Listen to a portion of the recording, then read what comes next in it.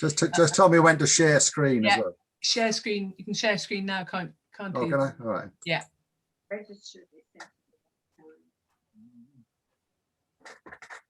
Host disabled. Participant screen sharing. Okay. You should be able to share your screen. Right, I got it now. Got it.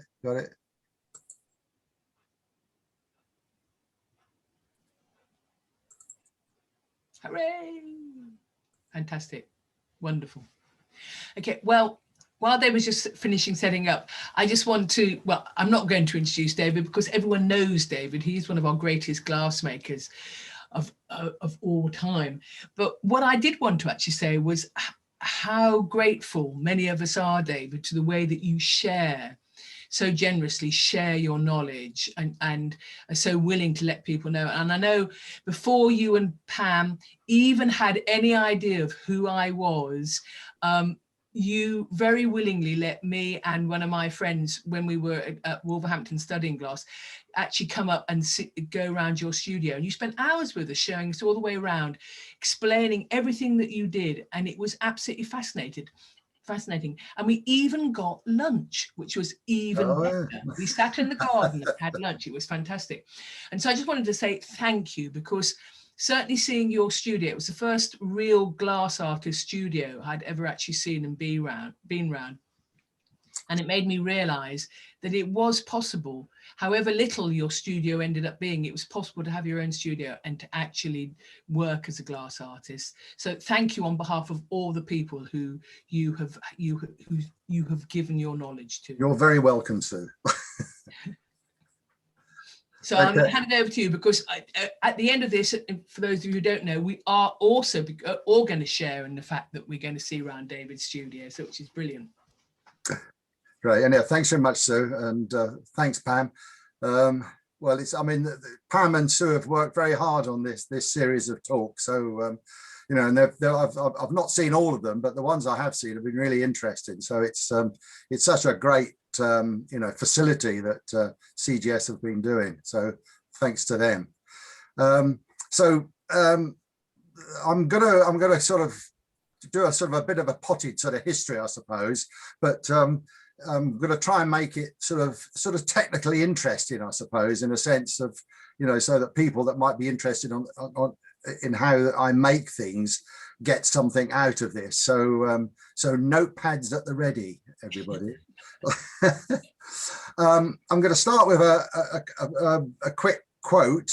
In 1939, in Tropic of Capricorn, Henry Miller made the observation, life becomes a spectacle, and if you happen to be an artist, you record the passing show. And basically, I think that is what I've been doing all of my work in life with my glass. I was born in Hackney, East London, in 1947, so I was 6 in 1953, and basically, at that time, London was still recovering from the war and the Blitz, and so bomb sites were my playground. My parents had moved to London in the mid 1930s from Scotland and Wales, and both came from a sort of pretty working class backgrounds, I suppose. And my dad was a policeman. He joined the Metropolitan Police. And so really, I became very socially aware, because I got a big insight into what were people's issues, if you like, in that part of London. And I think that kind of empathy has stayed with me. So in this piece, which is called Different People, number 2, from 2007. It's very much about, the human condition, and you can see there is a sense of sort of empathy going on here. So it's it's basically us tolerating different people and accepting differences. I went to Stourbridge College of Art, so this was my introduction to glass. and my head of department was a woman called Irene Stevens. And this is one of her designs for Thomas Webb's, the crystal glass manufacturers that was still going when I was at college. And she was a very modern designer. Although when we were at college, we didn't really, I mean, she was, you know, getting fairly elderly, and we didn't really realize, you know, what an important figure she was. This is a sort of a sandblasted and acid polished vessel from 1955. I was very lucky by the fact that I had Harry Seeger as one of my tutors, and I mean, he's a sculptor, and he was working with glass, and he was probably one of the, you know, kind of as far as we were concerned, only one of the only sculptors using glass way back there. And this is in 1967 when I went to Stourbridge College of Art. And I mean, he was, you know, really a sort of a driving force and a great mentor. And sadly, he died just this January gone, and it's such a sad loss. But he was one of these people that sort of really made you use your imagination and push things to its limits. These are pieces. I think this one's called Sugar Daddy, you know, this is the sort of work that he was making in the early to mid 60s. Used to show with Gimple Fee galleries in London. And the other tutor that I was lucky to have was Keith Cummins. And Keith is still going strong. He's not much older than me. I think he actually joined the department as a tutor the same year as I joined as a student. So there was only a few years difference.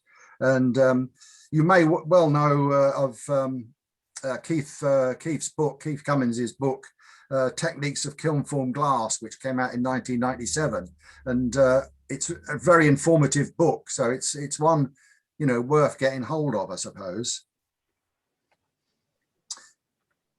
The sort of work I was doing when I was at Stourbridge was a mixture of glass and ceramics, and this is a neon tower. It's about 7 foot high, and it's basically made out of kiln formed sheet glass. So it's basically bending glass in a kiln, making curved shapes which then stack on top of each other. So the round sheets of glass support each layer, and then suspended inside was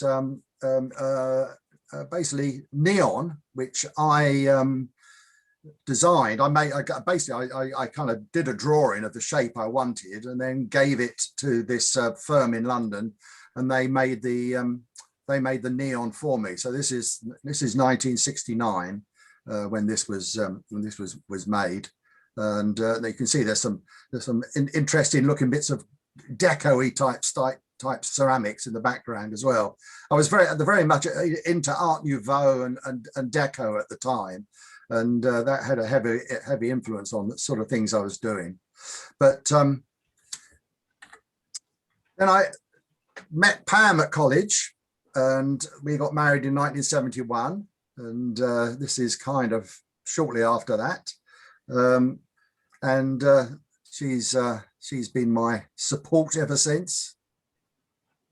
In her hot pants. She doesn't wear them anymore, do you, Pam? I wish I could. I love those shoes. So after I left college, it was a matter really of not being able to you know, carry on working straight away. So I basically worked at various different jobs for you know, I don't know, but it's about 2 years, mainly on building sites, construction work. And but when I did get an opportunity to get back into work, I started making pieces like this. So they're basically the sort of same idea as the work I was doing at college. I'd got a fellowship glass making with Lincoln and Humberside Arts, which was a regional arts authority that was backed by the Crafts Council in London, and they basically, you know, did the sort of usual thing where they gave you a grant, a studio space, and just encouraged you to work in their area. So this is glass construction #1, which is actually in Portsmouth Museum. And they bought it way back in 1978 when I made this piece. And they actually managed to break it some time in the not too distant past, and I had to repair it. So this gives you some idea of the scale, and there's an actual, you know, color image of it. So that's at Portsmouth Museum. So this is all fusing sheet glass together, dropping it through molds, fusing it in molds, and bending it over basically bent pieces of steel, you know, to create the shapes. The thing that that kept me going really while I was not able to make glass was drawings, really. So I mean, drawings are my, you know, they're my lifeblood, if you like. I need to draw to get the ideas going. So this is a sort of a drawing that I was doing in that period between leaving college and making that piece that you've just seen. And then the work then continued with pieces like this, which again are glass. They were just simple names like glass construction with black squares. And these again are I'm using ceramic enamel, which I still use, but when I made these, I was using it to paint onto sheet glass and then fuse it onto onto other pieces of glass, and the enamel would fire onto the surface at the same time. And I did this for, you know, a few years, and not really realizing the potential of ceramic enamels. These are ceramic on glaze enamels. So these are the enamels that you would paint onto the surface of a glazed pot and then refire it. Basically, they're powdered glass. They literally are powdered glass. Now, this piece is construction with guardian figures. This is actually in the Dudley Museum's collection. So when the new museum in Stourbridge, the White House Museum, will opens, I mean, hopefully this will go back on display. This is from 1977, and it was the first time that I actually introduced sort of figures into the work, and these were very crudely made. I mean, they were just modelled in soft wet clay, and then a refractory mould made around them, just to sort of basically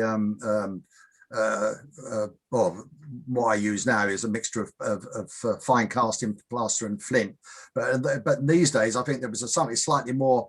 I think it was sand. It was silver sand and plaster. So it was quite they were very primitive molds, and the clay just dug out of the molds, and then the glass melted in. So, you know, they were quite sort of crudely made.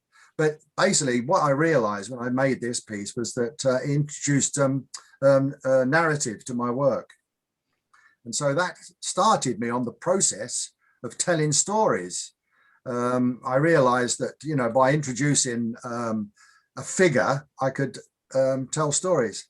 And at the same time, if you like, to actually get repair, if you like, the whole process that was so crude at the time, I came across the work of Frederick Carder, who was a British glass maker and factory owner who moved to the States and set up Corning glass works.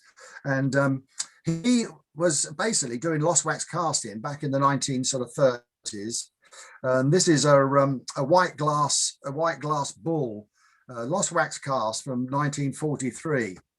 And there was I came across a book basically about his technique and processes, and it actually sharpened up my knowledge of lost wax casting.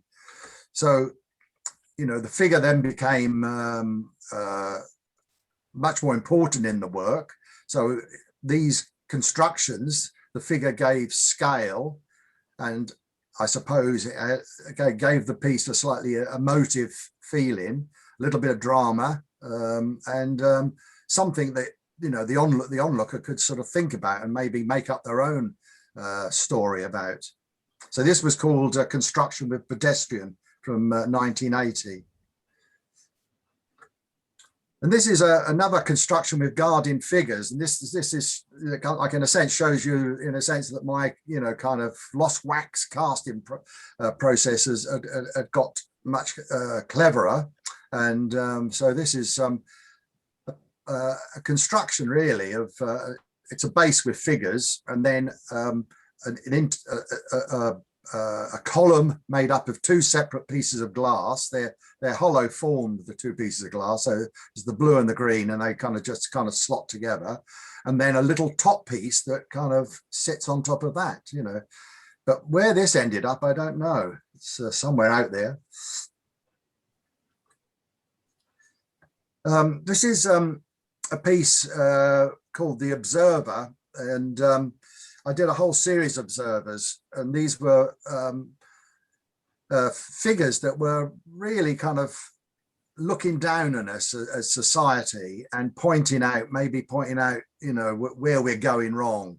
So they were kind of, if you like, almost ephemeral figures that were sort of looking down on society and accusing and you know, in this case, pointing the finger. And you know, also it was one of the first times that I started to use other materials. So his little mask is made of lead with a little bit of copper wire, which sort of holds it onto the head. So the figure is modeled in wax. The block he's sitting on was just basically a clay shape, which was again just removed from a mold, and that was cast separately. And then he sits on that block, and he has little brass pegs in his bum to sort of secure him to the top of the mold. And in these days, I was actually acid polishing the glass, so you can see he's quite shiny. But I think we had a talk recently where it was got a name now. It was the women in Stourbridge. Women in Stourbridge, about the acid workers, you know. And I remember in these days, so I was at this time I was teaching at North Staffs Polytechnic, Stoke-on-Trent College of Art, and I was working with the students, and they were doing cast work, and we were acid polishing the work, and that was my job. And to be honest, I eventually got very paranoid about the whole process and thought my nose was disappearing and all this sort of stuff. And so I gave it up sometime in the well, I think it was early 90s, wasn't it? Something like that. Now, these are two extravagant figures. The inept juggler, which is on the left, and juggling with too many balls, which is the one on the right.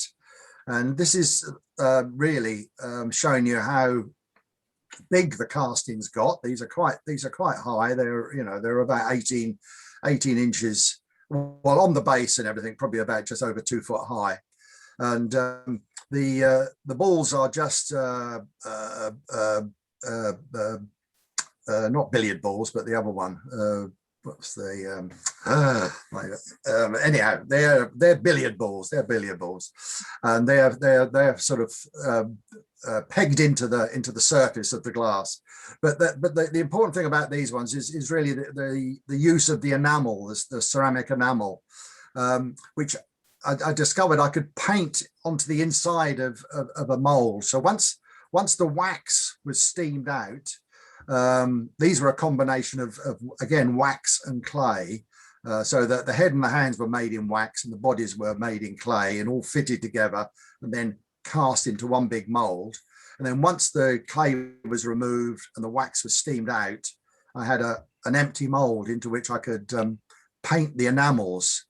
So these are flatbacks. They're quite thick and deep, but they've actually got a large, they've got an opening, if you like, at the back, which gave me access to paint the mold. And it was I just found that suddenly this enamel became a very painterly process, and also mirrored the sort of drawings I was doing at the time. One of the artists that I was kind of influenced really around this time was Peter Howson, the painter. He's a Scottish painter, came to prominence in the sort of 1980s as a young Scottish painter. And just this idea of these exaggerated bodies, these kind of very sort of muscular, kind of slightly over the top kind of figures really appealed to me. And so, you can see, the way in which I use this kind of slightly, I suppose it's like a trompe l'oeil effect. I'm creating shadow with the enamels as well as coloring the piece, which kind of creates a sense of form. So this is Dancer from 1996. The other two pieces were also from the 1990s. I also, work with other artists. So this series called A Slight Problem. This is working with Neil Wilkin, and he kindly blew these, and I think they were quite difficult to make because they're totally round, blown glass balls, basically, which are then supported on the back of these lost wax cast figures. And it's, when I get the opportunity, it's really nice to sort of get other people involved in your work. So this is Slight Problem. That was Slight Problem 3 from 2002. This is Slight Problem 7. I think there were about 12 pieces I made in this series. So Neil blew a lot of balls for me.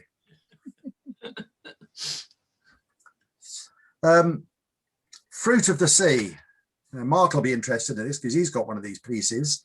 This is the drawing for one of the pieces in this series. I tend to work in series. At one time earlier on, they were more or less all one-offs, but more recently, I tend to sort of, they're all different, but there's maybe 6 or 7 or 8 or 9 or even 12 pieces that are about the same sort of subject. So this was a series about the way in which we were, kind of destroying the seas and, basically sort of environmental pieces, really. So this was just a drawing and a color colorway to work out the actual color of the piece. So you've got a couple of images here. The one on the left shows the glass. The fish was cast in glass first of all. Okay, with a little sort of glass lug that is actually embedded in the wax. So the head on the figure on the left is wax. So the glass fish is fitted into the wax head, and then the wax head is then implanted into the clay body. So that's just it's still softish clay. It's probably going a little bit hard, but it's kind of still reasonably soft. And sort of cut away a bit of a hole and slot the head in and then model carefully around it. So the whole thing is ready to be cast up again. And then obviously I've used a piece of metal tubing just to mark these rings, which you can see how they are then used in the finished piece. So the whole thing is cast up, and then the enamel, once the clay and the wax has been steamed out, the fish is trapped inside the mold. And then obviously it's upside down in the kiln. Enamel is painted onto the inside where the clay is, that part of the mold is painted with the enamels. And I also, using a little tool, I tunneled into the mold to make these little kind of indentations. So when the glass flowed in, the glass popped, if you like, through the enamel into these holes. So basically, apart from the painted enamel body, all the rest of it is one piece of glass. And then obviously as the glass melts into the mold, it fuses itself to the fish. And then once it's all been annealed and, you know, cooled down, it comes out of the kiln as one piece of glass. And then it's a little bit of finishing usually. I mean, I probably did a little bit of polishing around the head and things like that. But basically, this is more or less how it came out of the mold.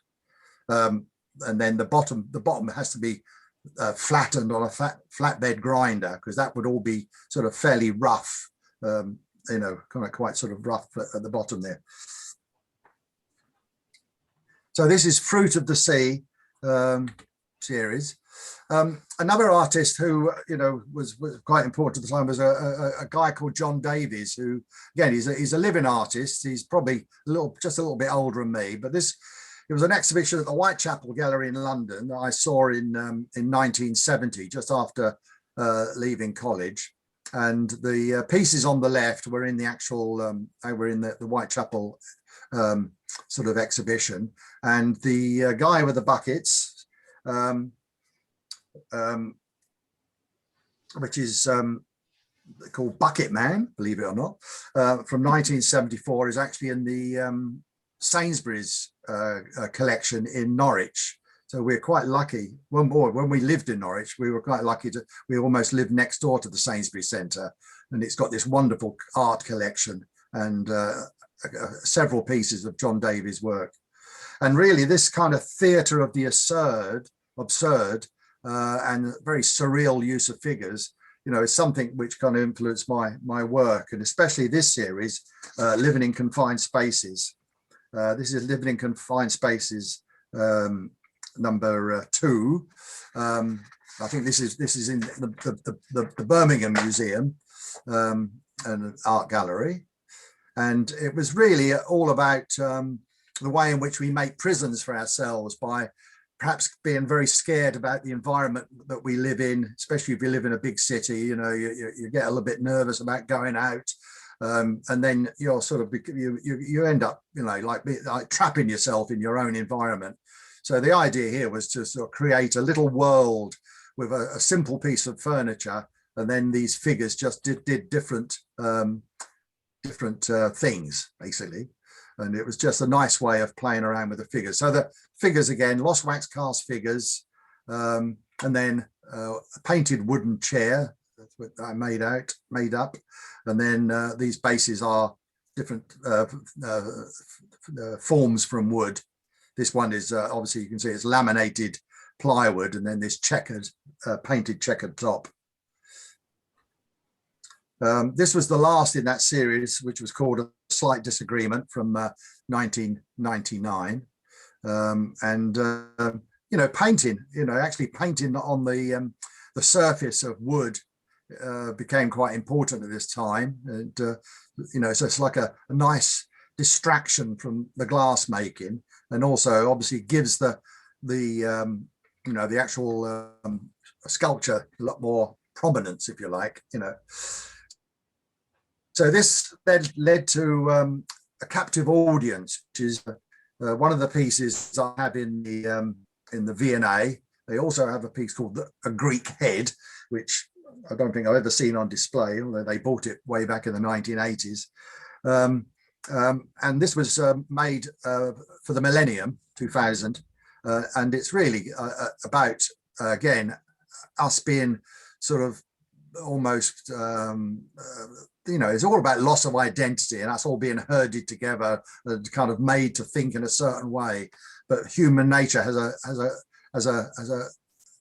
a nice way of quite often, you know, breaking out. So the figure turning away shows an optimistic, you know, fact that there is one person who's thinking, is this right, you know? Dan Klein and Alan Paul, great friends. This was at Chicago Sofa in 2008. Poor old Dan died in 2009, and he was a great friend and also a great mentor. He created a lot of exhibitions for glass artists like me from the late 70s right through until, basically, very soon before he died, And of course, Alan carries on the tradition. He still promotes young artists and puts out his monthly digest of what's going on with British glass. He's a great sponsor for the glass world. And so this was a very enjoyable little visit we had to Chicago. You can see we got quite merry. One of the exhibitions that Dan and Alan created was exchange of information, which was all about the way in which the truth can be manipulated. Well, I'll come back to that with more recent work, but at the time this was, the idea of a little innocent bird is kind of whispering something into your ear. So this is a little bird told me. So, little bird told me this, and then it gets exaggerated and then it gets blown into something much bigger. And so, little birds can be quite dangerous things.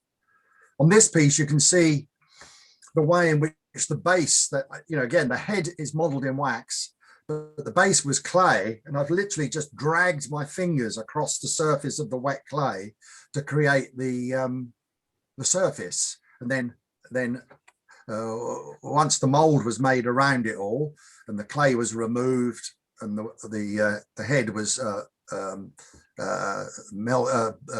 steamed out, then I obviously painted the enamels onto that kind of rugged surface. The little bird is just a found object. They're these little cheap, I think they're all made in Taiwan in the sort of 60s and 70s, and they used to be like, you'd be tripping over them in charity shops at one point. You don't see them anymore. But I mean, I just collected thousands of these, and I was always thinking, oh, I'll have to do something with them one day. And this idea sort of came to me. Anyhow, there was quite a long series of that, but I mean, again, I'll try and hurry up. But obviously, you're only seeing a fraction of my work. I mean, like basically, I've been making glass and working as an artist almost since I left college in 1970, so it's a long time.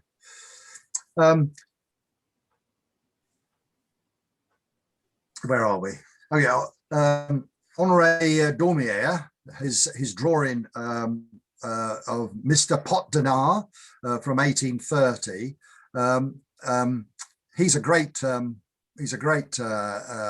illustrator and a caricaturist, and a great friend of mine, Anne Smythe. She bought me this book on Daumier's drawings several years ago, and it's great. I mean, I've always liked his work, but being presented with this book was great because it just gave me sort of an insight into a lot more of his work.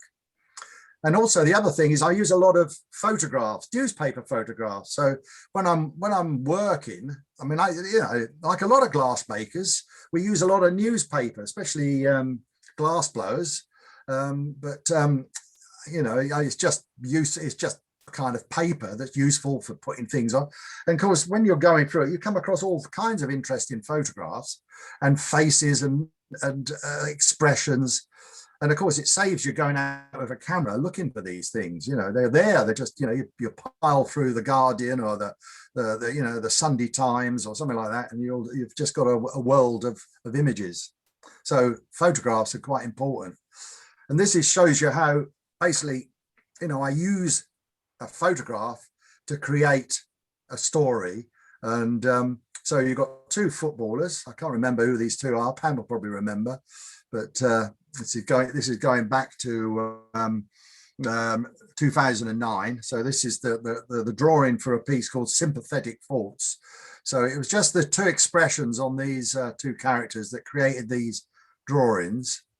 And this was the finished piece for Sympathetic Faults from 2009. And then to contrast with this kind of slightly empathetic sculpture, I created Negative Thoughts in 2008. And so this is obviously about violence and war and aggression. And, I follow politics and the way in which politics and society sort of blend together, and the way in which world crises drag us into all kinds of things, and the kind of, the cruelty of the world, etc., etc. I could go on, obviously. And then you've got Dumb as a Dodo, not Dead as a Dodo, Dumb as a Dodo. So again, this was made, these pieces were all basically made during the Iraq War, and 2007. It's basically a play on the whole idea of being as dead as a dodo. Dave, maybe you should say about how you colour your glass here. Oh yeah, well yeah. So thank you, Pamela. This is you'll see the way in which the colour works better in a minute. But so not only am I obviously painting the enamel on the surface of molds, which then picks up on the glass, so it becomes just like a coating on the glass, but I can also use it to actually color the body of the glass. So I'm using all these pieces you're seeing are basically a clear crystal glass, lead glass. I get all my glass. I used to get all my glass from the Stewart factory in Stourbridge, which is now being turned into the new museum. And again, I could empathise with the talk on the Stourbridge women a lot, because I saw a lot of what happened to those sort of people over the years. But this is basically 30% lead crystal coloured with ceramic enamel powders, and it's literally the glass is a frit, little pieces of glass, cullet if you like, and then the enamel is mixed with a little bit of water and gum arabic, which allows the mixture to stick to the glass. And then literally like almost making cement, you put all your glass frit into a container, you pour in a slurry of the enamel mixed with water and gum arabic, and depending on how thick the mixture is, controls the density of the color. And and then once the glass is dried, then you can load it into your mold, and depending on how you load it into the mold, for example, if you imagine this head, the dodo was made separately. He just sits on the top. He's got little pegs in his feet, and they just fix him to the top of the head. But the figure goes into the kiln upside down, so the color is melting down into. So you would put the like a pinkish kind of blend of colored glass in first, followed by a slightly darker color, and then as it melts in, it kind of gives you this great graduation of color. So anyhow, talking about Dumb as a Dodo and Negative Thoughts, we come on to Temptation of Lies, which is a fairly recent series of work, started in 2018. And it's all about manipulation of the truth, false truths, fake news, and especially about the politics of division. So here we have Donald Trump and Steve Bannon. I call this a study in evil. And another drawing for Temptation of Lies. So the one of the figures is suddenly becoming the devil, trying to convince the other character that to sympathize with him, maybe. And then, of course, we have our own double act, or did have Boris Johnson and Dominic Cummings. And again, alternative truth, i.e. lies. Of course, we are now suffering from Brexit, which we've just heard from our friend from Germany. He's having trouble getting over the problems of Brexit with his artwork. And this led to this series of glass pieces called Temptation of Lies. Now, for this series, I adopted using bullseye glass, because I found that the lead glass, although it gave me great color, the lead actually kind of subdued the colors slightly. But with bullseye glass frit, which is a soda glass, it doesn't affect the color. So if you want a bright green, like the top of the devil's head, you'll get a bright green. You know, you just got to be careful you don't make it too bright. And so these pieces really show you how you can manipulate color in a mold. Temptation of Lies, that was 3. This is Temptation of Lies 5, both from 2019. And again, the clay and wax work to create a piece like this. So this is Devil's Arguing.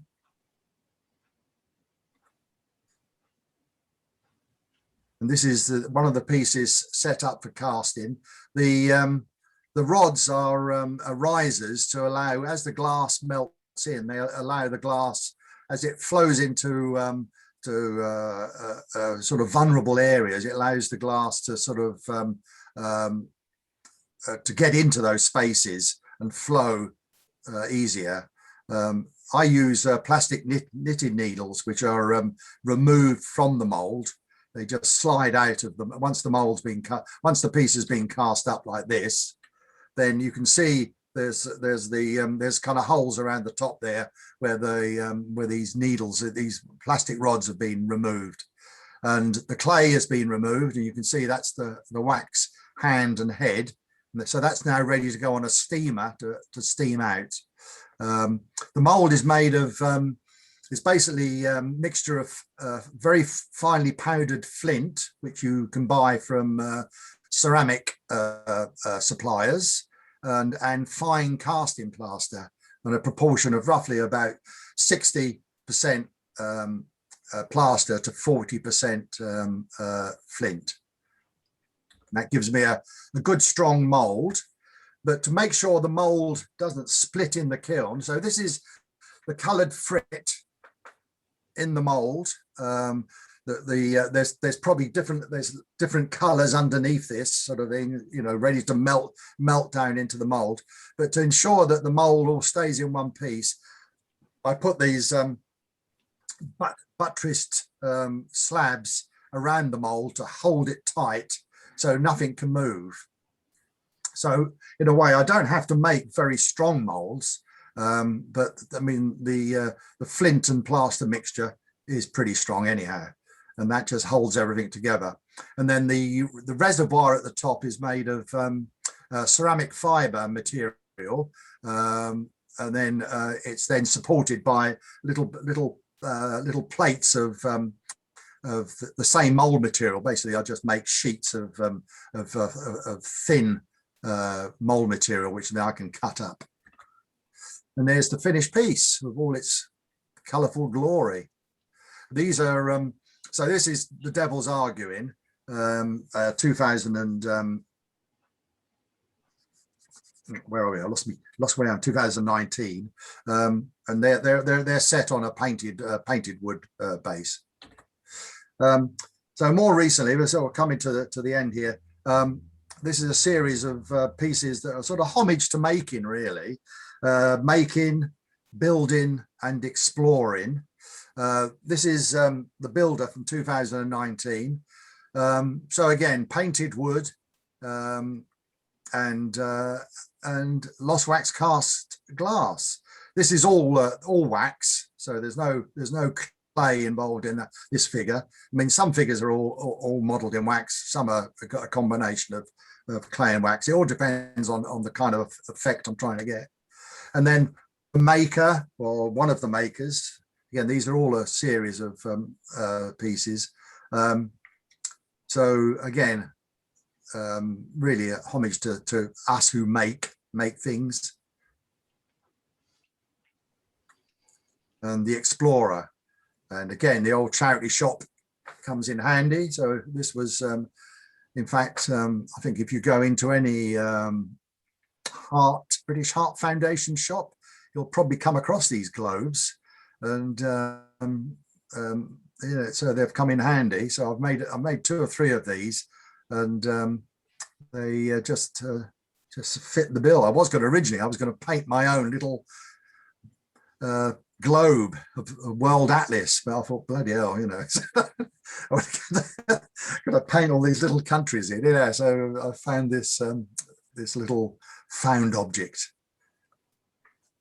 So that's the Explorer from 2019. So coming right up to date, this is the planet Mars, and you know, we've been been going for a period, and we are going for a period where we're very worried about what we're doing to this planet. And you know, I've made references to that, you know, over my working life. But most recently, I've become aware that there are all these different explorational trips to Mars. Some of them are for scientific reasons.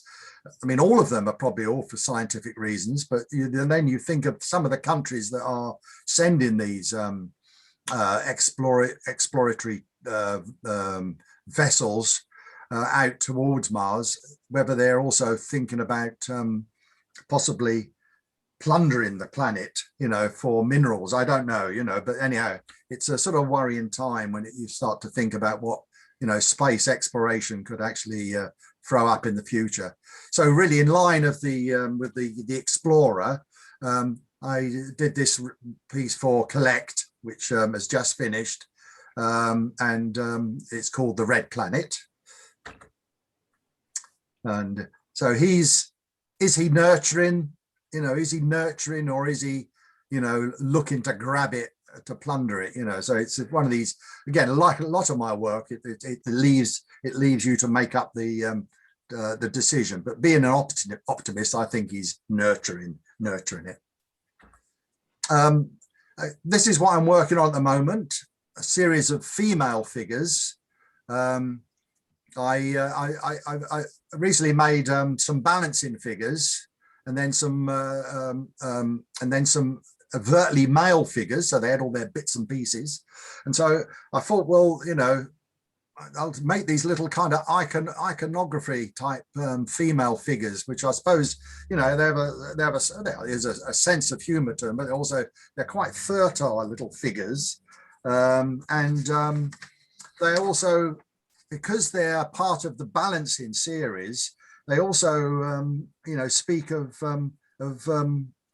vulnerability, you know, as well. So in a sense, I suppose they touch on what's going on at the moment in terms of the vulnerability of women in you know, in society, which has still got to be addressed.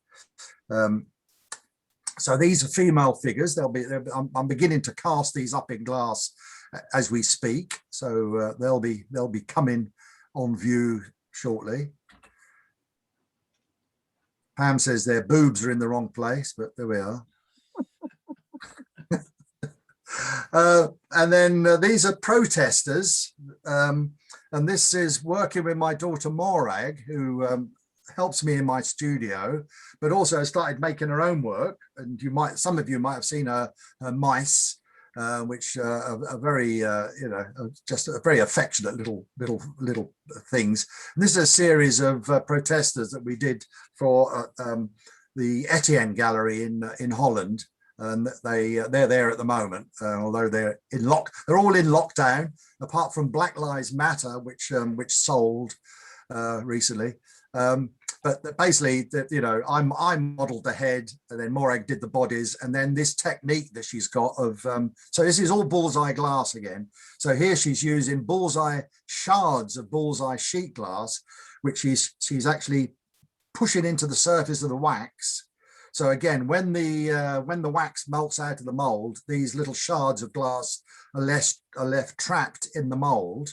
And then when you melt the rest of the glass in, then the little glass pieces fuse to the main body of the glass, you know. So and then you can, so the way I've described things so far gives you some idea of how these were made. Right, so we're coming to the quick tour of my studio. So this is the house that we live in Dickleborough in Norfolk. So we're about 15 miles south of Norwich. Here's the studio. Several years ago, because that's cars well and truly gone. So I'm lucky that I've got a fairly spacious studio. So hopefully this this video will work now. So I'm going to take you for a virtual tour of my workshop. Okay, it's a lovely sunny day here in Dickleborough. You've got to turn. Let me turn well, how do I do that? At the end, the little microphone here. So click on the microphone on the end. I can't see it, Pam. Hold on. There, at the end. Yeah, I got it. That's Hold on, hold on. Bring it down. Okay, so we're going inside. I originally started saying that it was a lovely sunny day here in Dickleborough. Anyhow, that's by the by. It looks pretty dull, doesn't it? Anyhow, this is my main room where I do all my drawing and modeling. And you know, you can see I've got various photographs to help me with my little female figures, mainly to do with the faces, and just an array of tools. It's quite nice because I've got these big windows all around me and CDs, more tools.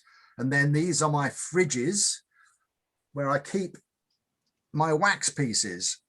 And so we go inside one of the fridges and there's the female figures. At this stage, they're still in bits and pieces. So they're gradually being built up. The arms, the body shape comes out of a mold, and then the legs and the arms are then fitted on, and then the heads are fitted on. So the heads are modeled separately. And then as to the hands, this is a cold working, well, sort of wet room really, where I do a lot of cold working, sort of polishing the work. I use a lot of diamond pads for burnishing the surface of the glass. Then we come round into the kiln room. And these are all top loader kilns. So I've got one there, another one here, a smaller one there, and then this very old test kiln. Well, it's not, I mean, it's a proper kiln, but I use it as a test kiln, and it's very useful for doing all kinds of stuff in. But as you can see, these top loaders, they've got two vents which are useful for casting because they let the atmosphere out very quickly. They're not huge. They're probably about just slightly over a 2 foot square cube inside. But I work on a very domestic size, so they allow me to work as big as I want, and obviously I can make bigger things if I make units that fit together. So this back room is basically packaging. Here's some molds that have been strapped together. The mold material has been poured into them, so I think they were a couple of the female figures. Big diamond saw, and then a nice low sink for casting, bags of flint, and then which I mix with the plaster to make the molds. It's a very cheap material to buy in this country. It's more difficult to get abroad, I think. But so yeah, this is just a nice space really for storing stuff. Bit of a mess, but it's home. And then we go through, and then there's dartboard, and then through there is a toilet. So all mod cons. And then around into the back room, which is another big space, which is basically where I steam the wax out. So you can see in the background there's wallpaper steamers. And then the stainless steel box to the left is a bain marie, which I melt my wax in. So that's the Bain Marie there, and woodworking equipment,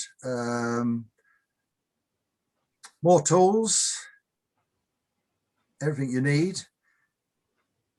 And we come round to another sink, and these sinks I've had made up. They're big plastic sinks with thick polyurethane made of polyurethane plastic, and they're ideal because you can bounce the glass around in those. This is my flatbed grinder. It's basically an old Victorian machine, which was if you like, readapted. Well, I mean, basically around about 1980, but it's got a new electric motor and all kinds of things. But it's basically a big cast iron base, and but it's a great little. So that I use for flattening the glass off. You know, the bases of glass, and so really this and the diamond saw. I've got a small 6-inch diamond saw as well. The rest of the tools are basically Dremels and things like that, run off of flexi drives. So we come out, so we've gone round in a circle, we're back in the garden, and then we're back, there's the house, and then there's some quite nice attractive houses around Dickleborough. Our house is about 1650, bay tree, and there's the rest of the garden, and I think that's more or less about it. So so thanks very much for listening to me, and I hope you enjoyed it and it was useful. Fantastic. Thank you, David. That was really, really fascinating. Brilliant. Really good. You want to stop sharing now then, Dave? How do I do that? It's up the top, I think it says stop share. Stop sharing. I got in and I can't get out. At the top.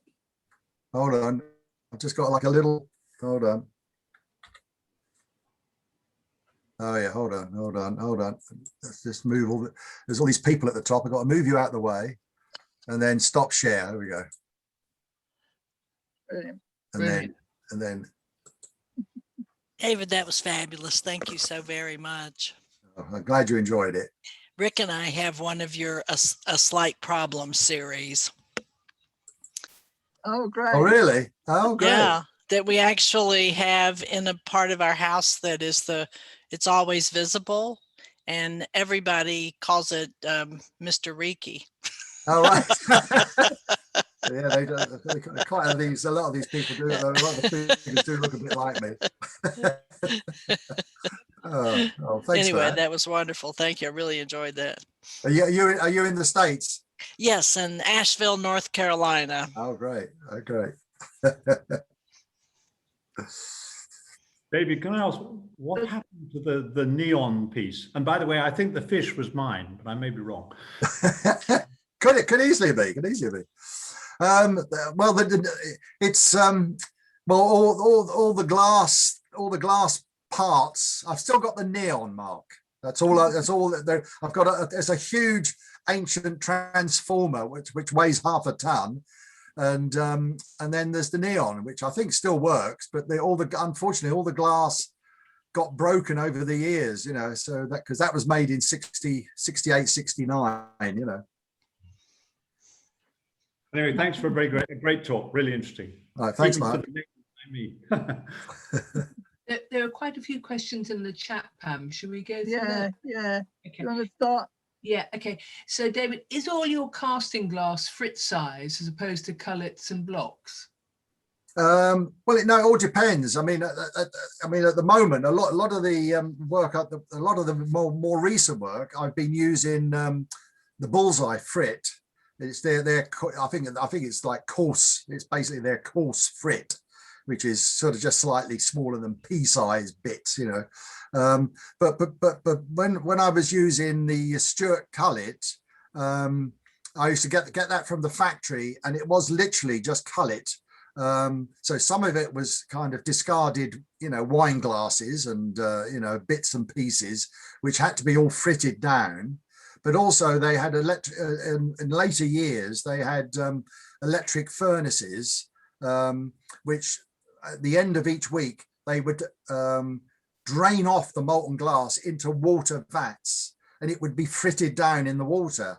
And then you came away. I used to go over to Stewart's with my big old Ford Granada and have 6 dustbins in the back, and I used to load up 6 dustbins full of frit, give them a couple of £100 and drive away very slowly with about half a ton of glass in the back of my car. And it was great, you know. And but over the years, you know, like a lot of the glass factories, they just got I mean, originally, just to tell you a little bit more about the glass, I used to go to Thomas Webb's factory when they used to be in Brettle Lane, which is, if you know Stourbridge, anyway, Brettle Lane. And just opposite on the other side of the road from the glass factory, the ground fell away. And they used to dump all their old, they used to take their pots out, you know, red hot. They would take them out of the furnaces, half full of glass, and then they would just smash them up and then dump them over the side of this this incline. And so there was this kind of literally this dump of huge lumps of crystal glass mixed with bits of pot, you know, like ceramic pot. And I remember me and Tessa Clegg, who's unfortunately doesn't work with glass anymore, but we used to go over there ferreting around for glass, and of course it was free, you know, it was great. Anyhow, all kinds of depending on the work, different sizes of glass. Sometimes I use slabs, blocks, and then sometimes I frit the glass down. And also I also get it down to I can get it down to a pate de verre fineness. So, you know, if I want to make something very opaque and very crystalline looking, then I'll use a very fine frit, if you like. Your snowmen that Mark has got a snowman. Oh yeah. They're made from that. That's made with basically glass dust. That's what it is, really. And so this is a question from me, not from chat. Right. How do you control the color so that it stops when it's melting down? It stops where you want it to stop. Well, that's all experience. Yeah, I mean, you know, I in a way, I've just learned how to load the glass. So, you know, basically I color different sections of glass. So, you know, I'll have a bluish glass, a greenish glass, you know, whatever. And then as I'm putting it into the mold, I'll sort of, you know, maybe I'll put a bit of green in, and then gradually I'll add a little bit of blue to that green and just backfill, you know, so that you're sort of, you know, you're gradiating the glass as it goes in. So when it melts, you kind of have a rough idea of where it's going to end up, you know. And I suppose, again, this is where experience comes in, the fact that I've been doing this for such a long time. I can sort of do it almost without thinking, but I mean, I have a pretty good idea how the color is going to end up. Great, thank Hope you. that answers that. Yeah, no, that's really interesting. And so how do you make the pupils of the eyes? Are those added later? Yeah. If any of the figures that you've been looking at have got little, you know, black sort of pupils, they're basically little bits of black glass that I just, you know, I've got lots of old Plowden and Thompson rod, which I smash up into little fragments, put it into a test kiln, take it up to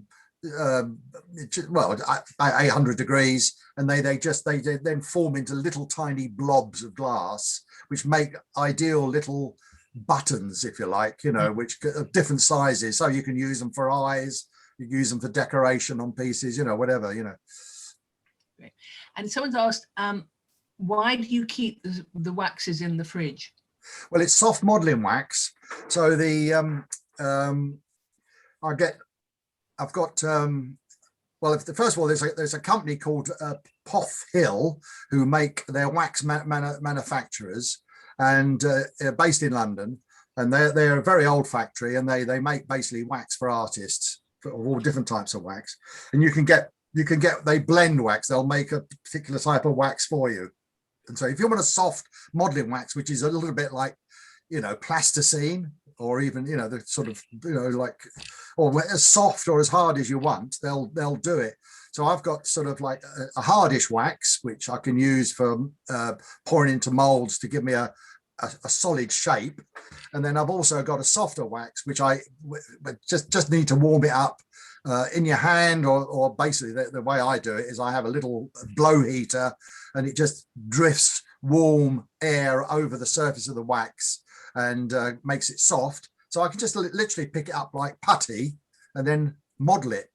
And then once I get to a point where I want to do more detailed modeling, then I have to harden the wax. So then it goes into the fridge for, you know, I've got the fridges, they're all turned up to freeze, you know, I mean, they're like ice boxes. And the wax goes hard, and then you can then cut into it and, you know, model it more sort of more accurately, you know. And then once the pieces are finished, obviously I keep them in the fridge just to stop them from drooping, really, you know. So otherwise, you know, I mean, like if you've got an arm that's sticking out, if you leave it in a warm room, it'll end up down by its side, you know. And do you recycle can you recycle the wax indefinitely? Yeah, well, not indefinitely, probably over a period of 2 years, 2 or 3 years maybe maximum. But so basically the wax gets steamed out of the mold, the wax is full of water, and then I basically put it back into my wax melter, melt the wax down, and then I make a little tray of with a sheet of plastic, thick plastic in it, and then I pour the wax into that little kind of mold, if you like. And when the wax cools, all the water drops to the bottom, and when the wax has gone hard, then you pull this wax sheet, the sheet with the wax in it out, peel the plastic off, all the dirty slurry water drops away, and then you've got a layer of scuddy sort of wax. You scrape that off, and then you've got a nice clean sheet of wax again, right, which you can reuse. And could you spell the name of the modeling wax company? Yeah, it's POTH, all right, and then it's Hill, which is HILL with an E on the end, Limited, or Company Limited. And I can't remember, they used to be in Stratford, East London, but I mean, I do know their address, their new address, but I haven't got it to mind. But they're just slightly out of East London somewhere. I can't remember now.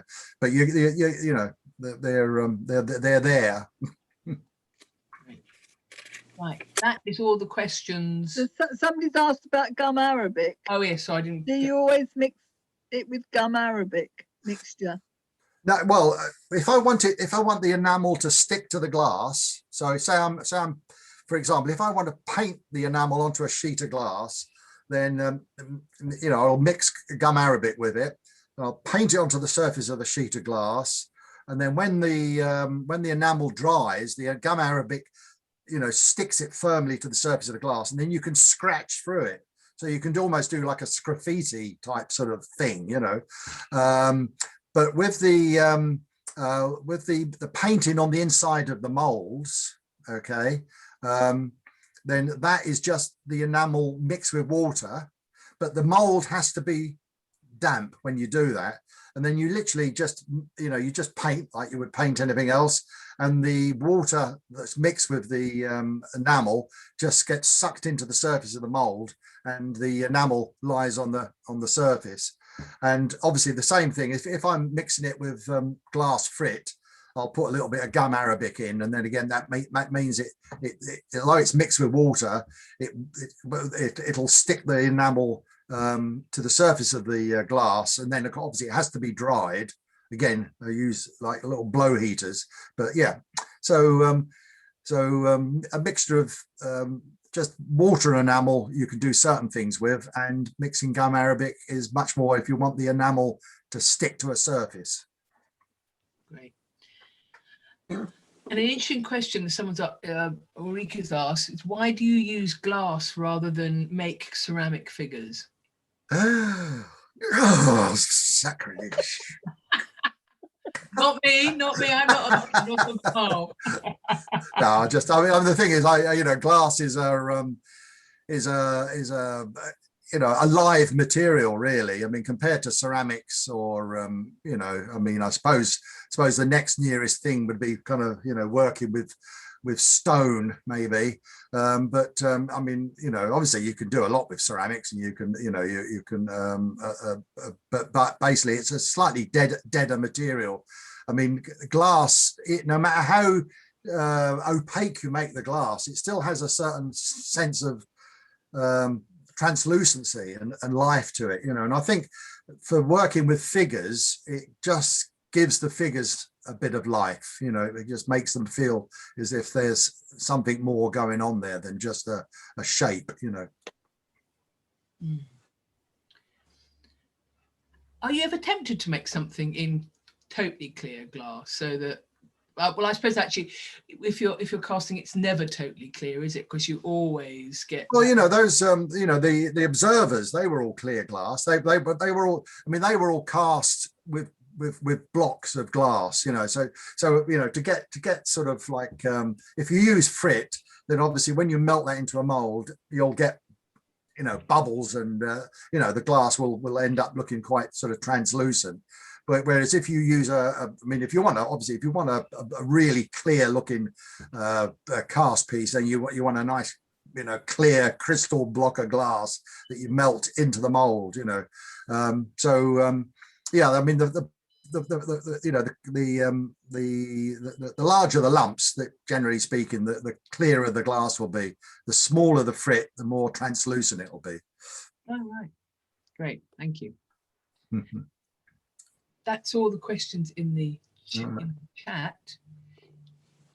Anyone else have anything? So how do you see,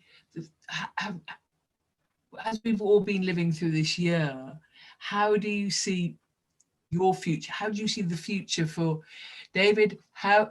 Oracle, how do you see our future? Well, Pam will tell you, I can get very dismayed about the world, especially at the moment. But because like I've touched on, the way in which politics in this country, I suppose, because it affects us more than anything else, But the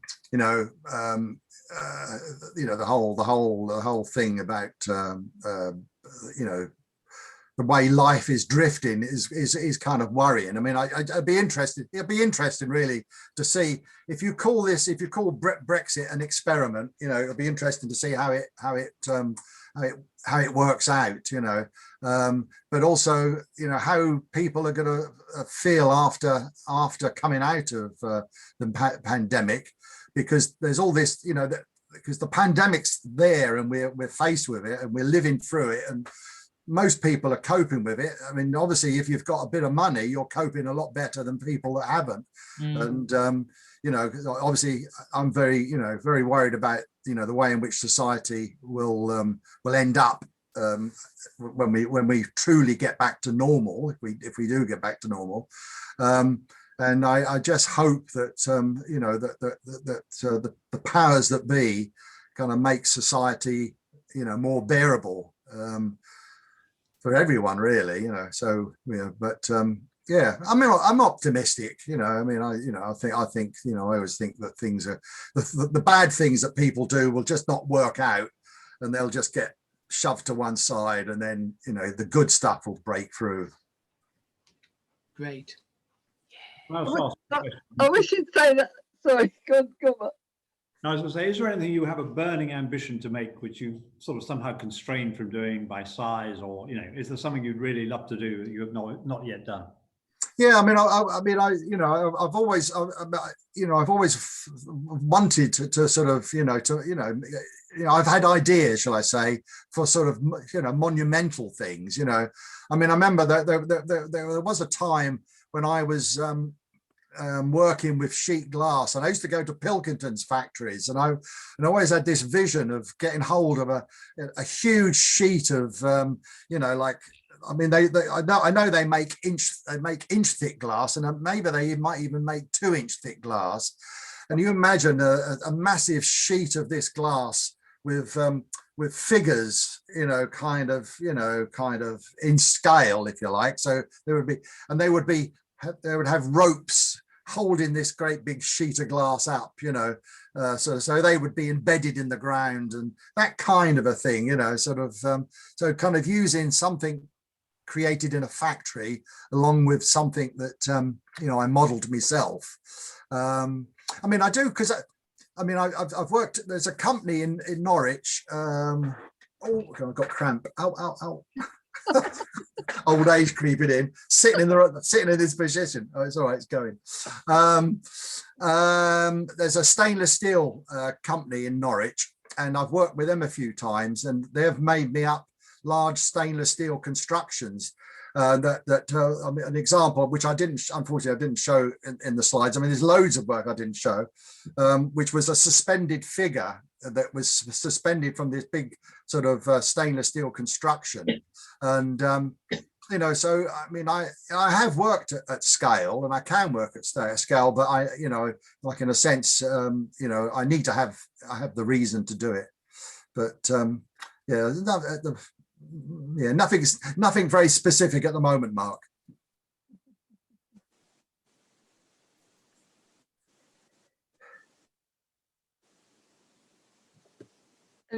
Anybody got any questions? Judy, you got a question? I just wanted to know if anybody has the old firing schedules for the Plowden and Thompson glass, because it's been taken over by someone else, the Plowden and Thompson, and they don't have the old firing schedules. And I have a ton of their glass that I had bought originally when we first went up there. Does anybody have the firing schedule for the, oh dear. I mean, but you can ask the Glass Museum, the people at the Glass Museum, whether they have some old archive stuff.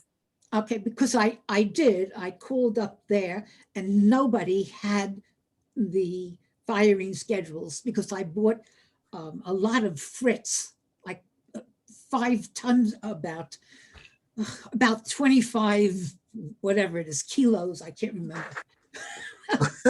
So I have a lot of it in my house, and I can't use it because there's originally, because the glass was not compatible with any other glass. And that was the big problem, and why I had to switch to bullseye glass to do my kiln work. So I have a ton of it sitting in my garage and no firing schedules. That's all. So if anybody has it, send me an email. That's it. Thank you very much, David. What? David? Yeah. Yes. David? Yes. We used to have Mr. Pilkington used to live in our village. He had a big, huge cast curved window 2 stories high put into his house. Oh, really? Oh, yeah. In Magna. All right. Yeah, he's since died. So. Oh, so is the window, the house is still there with the window? Yeah, the window's still there. Yeah. Oh, interesting. Yeah. So can I ask, are you planning any COVID related work? Well, not as such, really. I mean, I've done drawings. I've done some drawings about around COVID, but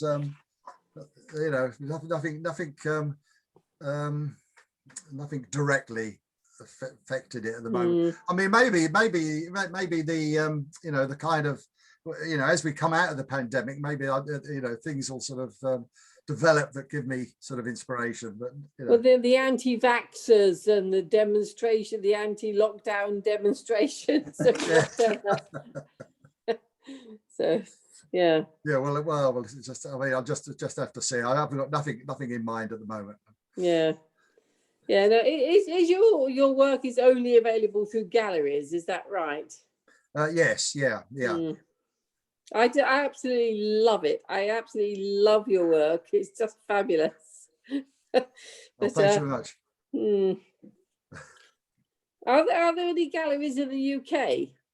Well, the London Glassblowing Gallery at the moment is the only one that's. I mean, they've actually, they've got, as I say, they've got pieces that they, because they were representing me for Collect, and so they've got, they've got 3 very recent pieces, but also on their books they've got several older pieces, which if you go onto their website, I think they're there.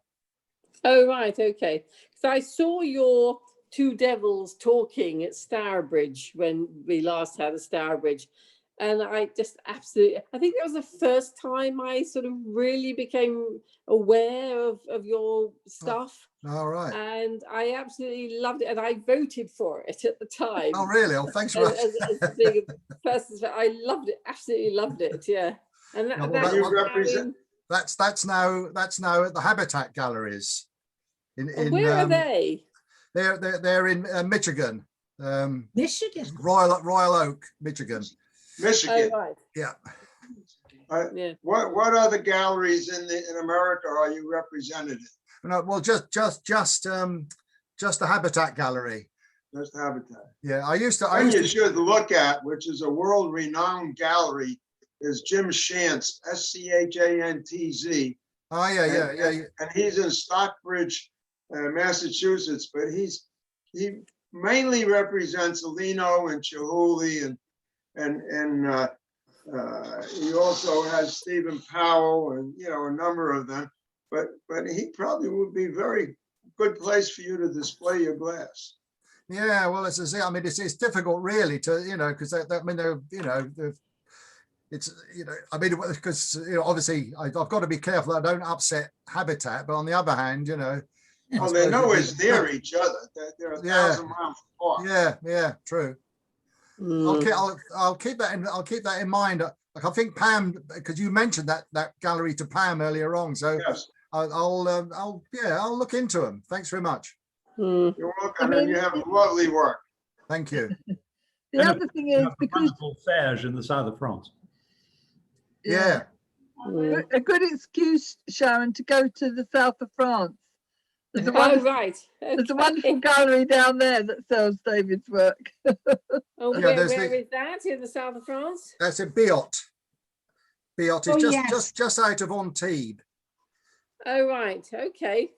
Yeah. I mean, I wasn't planning to go there. Certainly not with the current sort of lockdown things. Yeah, but, well, that's the trouble. Yeah. I mean, there's a fantastic gallery. It's a very big gallery, and every year they have an exhibition called the Verials, and it's basically sculptural glass. And right. It always has an opening the first week of July, and but of course lockdown, because of lockdown, I don't think much is going to happen. It'll all probably be online at the moment. Yeah. No, I mean, I used to have a house in the south of France, so I sold a few years ago. Thank goodness, before we got into all of this mess. So I haven't actually been down there since then. But yeah, it's no, I just adore your work. Absolutely love it. I was going to say the other gallery that shows a lot of my work is it's called the Etienne Gallery in Holland. They're in Oystervik, which is it's in the southern part of Holland. And I mean, this is something which is annoying me because Brexit has sort of buggered things up a bit for artists. Because I used to. Do you have a website? Yes, I do have a website where we can look at your work. Yeah. davidreekie.com. What is that? I'm sorry. It's davidreekie.com. Oh, okay. Good. Yeah. I was just going to suggest, why don't we have an in-house sale of work that the only members of the CGS can buy between members? So we can sell work to other glassmakers in England who like our work. Like me, I love David's work. I can't afford it. We've got one coming up soon, which is about older work, isn't it, Sue? Yeah. About what? Older work, like old work, new Oh, yeah. show. I have it. All right. So that might be a good opportunity to do that. Well, that's a Plenty of good older work. Isn't there one on now about a botanical art? It's a Texture. flora one, yeah, that's texture. on. If you look on the website, it's on. The details are I'll on there. find it. No problem. Okay. Thank you.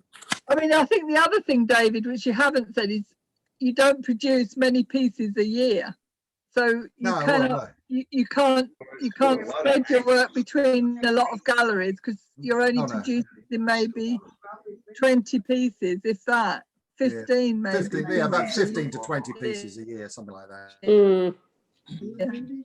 Yeah, but thank you. So you've been so generous with your knowledge, because I do a bit of cast glass, and you're so generous with your knowledge and how you've done things that it gives people like me, who are rank amateurs in comparison, a bit of an insight as how I can improve my own work, and you've inspired me in ways to do my own things. I've often looked at your work, think, how's he done that? Yeah. Because I do loft wax casting. Well, the thing is, to start, don't be too precious with the work, and also don't get hampered by technique. I mean, basically, if you get a kiln hot enough, around about 800 degrees, that'll melt the glass, and as long as you've got some kind of a mold that will shape the glass, it doesn't have to be anything particularly,